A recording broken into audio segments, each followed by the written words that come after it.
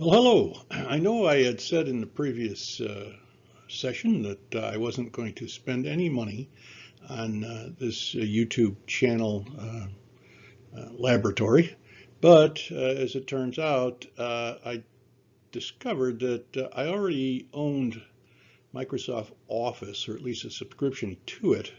So I guess I have to modify what I said. I'm not going to spend any new money. I have Office for Word and Excel, and it turns out that PowerPoint is part of the package. So I've taken some instruction on how to use PowerPoint to create YouTube content. So we'll see how this goes. I know that instructions from some of the YouTube videos that I watched talked about making sure that what you're doing is interesting, and I find that one person's junk is another person's treasure. So the interesting is always in the eyes of the beholder. This is interesting to me, and so I hope it will be to you also. What I'm going to talk about is the 7 deadly sins. I'm involved in a study group that we're studying 1 John, the epistle of John, first epistle, and we were in chapter 1, verses 8 through 10, and they are, as if we say we have no sin, we are only fooling ourselves and refusing to accept the truth. And then in 1:10, if we claim we have no sin, we are calling God a liar and showing that his word has no place in our hearts.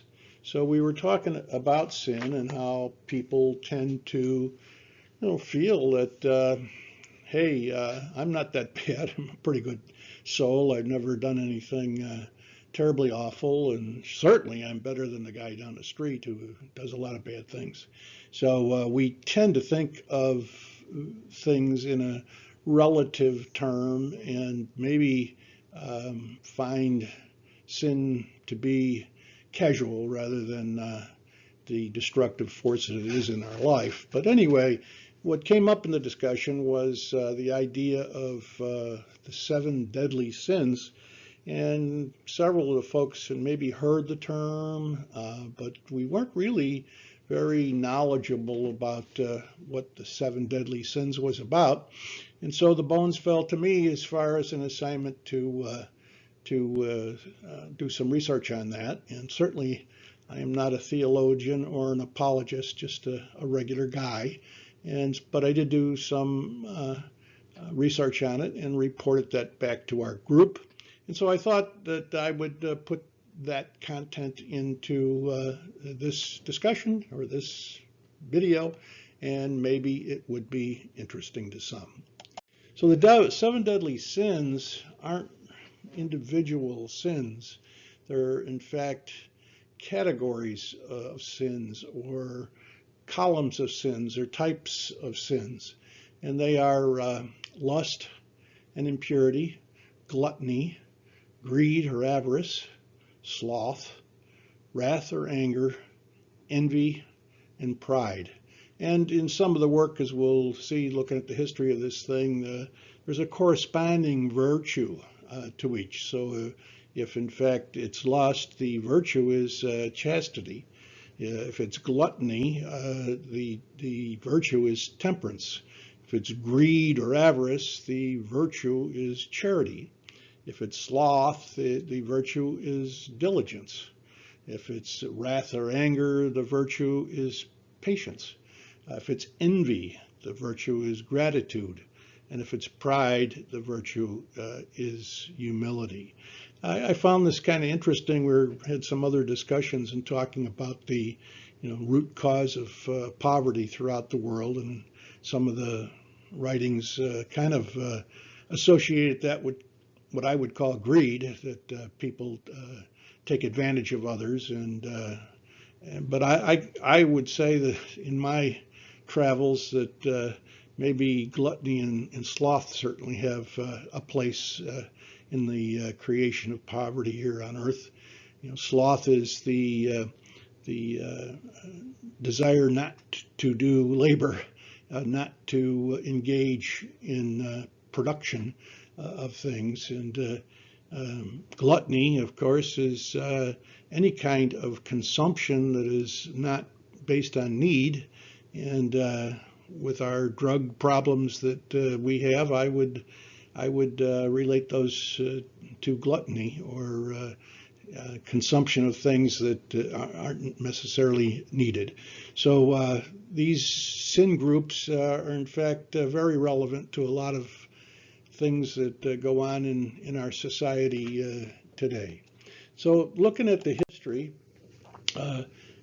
Avericus Pontius, I probably messed that name up, is attributed for original 345 AD to 399 AD was when he lived, and he wrote a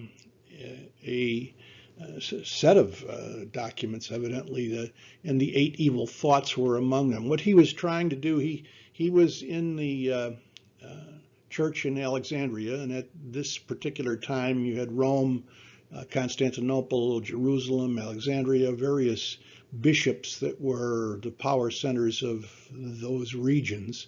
And he had a falling out with the leadership in Alexandria and fled to Constantinople, and from there was trying to establish monastic life in the African desert. And so he was maybe doing kind of a YouTube, a how to create a monastery and what the living conditions would be in being a monk. And he wrote the 8 evil thoughts, which were kind of the basis of these sins. He had a fellow in his same time frame, John Cassian, who was in Rome, and he was putting together kind of training work for people who would be involved in the work of the church. And he wrote the Institutes, which were a training kind of educational documents. And he kind of refined what had been written and got it to the 7 versus the 8 in the previous number. So I was doing some research. His life scripture was Psalm 70, which is one of David being constantly pursued by everybody. So John must not have had an easy time with the development of the Institutes for the church in Rome in that period. A couple hundred years go by, and Pope Gregory decides to develop the Book of Morals, which detailed work on church and sin is certainly a part of this. And he's the one who kind of put these into headings, or in fact capitals. So the capital being the top on a construction or an architecture. So this is the top. So it's rather than individual sins, it's pride could encompass a whole lot of activities and things that are done. So he kind of come up with the codifying here the 7 deadly sins as we listed them, and the virtues that correspond to that. And that work was well understood within the church. And then quite a number of years after that comes along Thomas Aquinas.